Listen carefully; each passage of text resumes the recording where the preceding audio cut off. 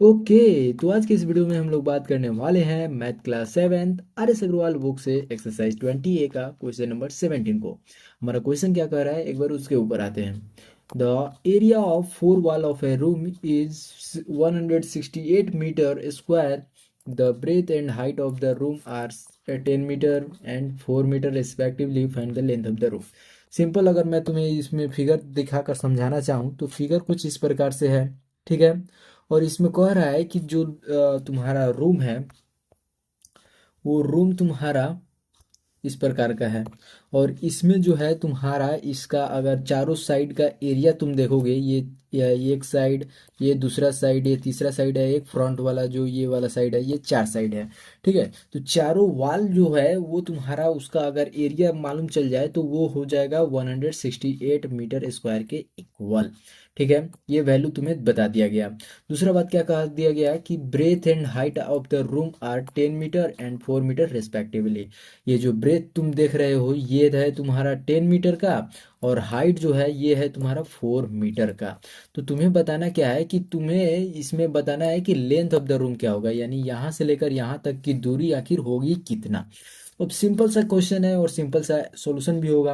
अगर तुम्हें एरिया, सब बात जो है एरिया के ऊपर डिपेंड कर रहा है। अगर एरिया का फॉर्मूला इन तीनों को के साथ में तुम्हें मालूम चल जाए तो वो तुम्हारा मालूम चल जाएगा किसके, लेंथ का कितना वैल्यू होगा उतना को। ठीक है। अब सिंपल इसमें क्या दिमाग लगाना है कि जो भी वैल्यू तुम्हें ऑलरेडी गिवन है उसका यूज़ करके और इसके लेंथ को निकालना है। तो लेंथ निकालने के लिए देखो, पहला तो तुम्हें, मैंने इससे पहले वाले क्वेश्चन में जिसमें हम लोगों ने 16 नंबर के ऊपर बात किया था, उसमें भी सेम तरह का क्वेश्चन था। उसमें वाइट वॉशिंग का टोटल कॉस्ट पूछा था। तो उसमें जो है हम लोगों ने एक फॉर्मूला लगाया था, 2 × L + B और इनटू में एच किया था। ठीक है।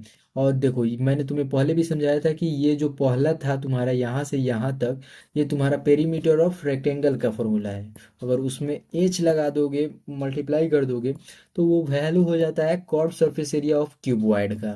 ठीक है। और उसी को हम लोग यहाँ पे एरिया ऑफ फोर वॉल बोल रहे हैं। समझ में आया? पहले हम लोगों ने पेरीमीटर ऑफ रेक्टेंगल का फॉर्मूला लिख लिया और एच से उसमें मल्टीप्लाई कर दिया। ये तुम्हें आगे देखने को मिलेगा, इसके बारे में आगे तुम्हें पढ़ाई होगी। समझ में आ रहा है? तो इसमें जो है हमें एल और बी और इंच तीनों की ज़रूरत पड़ेगी एरिया निकालने के लिए। तो अगर हमारा एरिया जो है 168 के इक्वल होगा और ब्रेथ और हाइट मालूम है, तो सिंपल एल हमें मालूम चल जाएगा। अब सिंपल यही वैल्यू रख के और पुट कर देना है। तो आओ इसे क्लियर करते हैं और कुछ अच्छे से लिखते हैं। तो देखो, यहाँ पे हमें गिवन क्या है, एरिया ऑफ फोर वॉल, ये वैल्यू हमारा इक्वल है 168 मीटर स्क्वायर के इक्वल। ठीक है। तो एरिया ऑफ फोर वॉल मैंने तुम्हें बता दिया, 2 × L + B इन 2 × L + में B इंटू में H, ये इक्वल हो गया 168 के इक्वल। अब देखो, 2 × L हमें मालूम नहीं है तो छोड़ दिया। इसी तरह से ब्रेथ हमें मालूम है जो कि है 10 मीटर, तो 10 लिख दिया। और हाइट हमें मालूम है 4, तो 4 लिख दिया। अब देखो यहाँ पे हम लोगों ने क्या कर दिया, 168। तुम चाहो तो इसमें बहुत ही आसानी से सॉल्यूशन निकाल सकते हो। ठीक है। पहले क्या कर दो, इसको और इसको मल्टीप्लाई कर दो। ठीक है। और तुम चाहो तो पहले इसमें इसमें मल्टीप्लाई करके फिर 4 से दोनों में मल्टीप्लाई कर सकते हो। इस तरीके से क्या होगा कि थोड़ा सा क्लियर व्यू नहीं देखने को मिलेगा। लेकिन अगर तुम ये तीनों वैल्यू जो है एक दूसरे में मल्टीप्लाई में है, तो तुम पहले अगर 2 को 4 से मल्टीप्लाई कर दोगे तो ये तुम्हें क्लियर एक कट दिखाएगा कि इसको जो है हम लोग कुछ इस प्रकार से कर सकते हैं। ठीक है। तो ये 2 × 4 = 8 और इंटू में L + में 10 हो गया हमारा, ये वैल्यू हो गया हमारा 168 के इक्वल।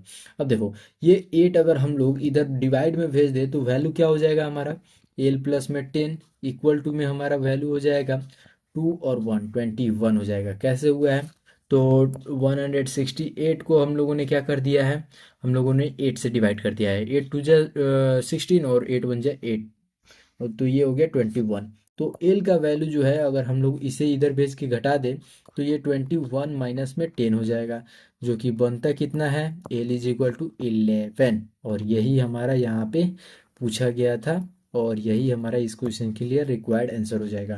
देखो यहाँ पे यूनिट छूटना नहीं चाहिए, ये मीटर है तो मीटर में आंसर हो जाएगा। समझ में आ गया।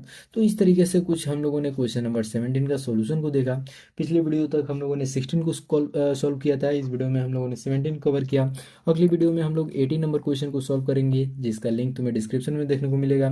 फिलहाल यहाँ तक देख चुके हो तो वीडियो को लाइक कर दो, चैनल पर नए हो सब्सक्राइब कर दो, और अपने दोस्तों के बीच में इस वीडियो को जरूर से शेयर कर देना। मिलते हैं अगले वीडियो के साथ, तब तक के लिए बाय।